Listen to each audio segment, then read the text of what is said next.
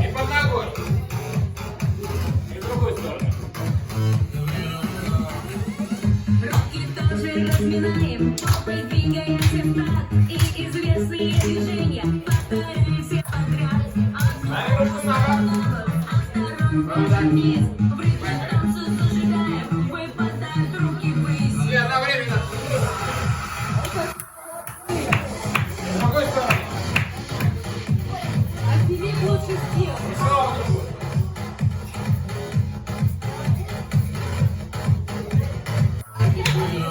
Давай, я снимаю.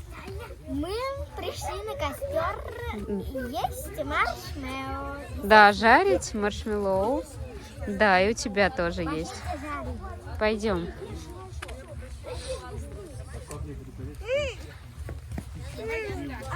Сейчас еще возьмешь, котенок.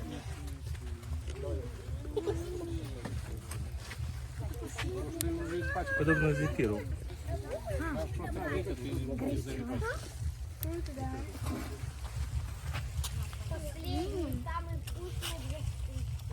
Вот сюда вот запихивай.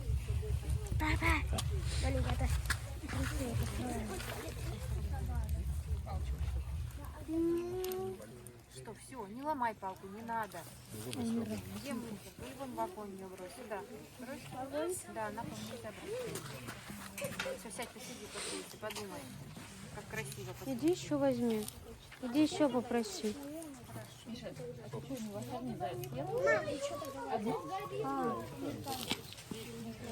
Ты как пробовал? А его надо потом, знаешь, там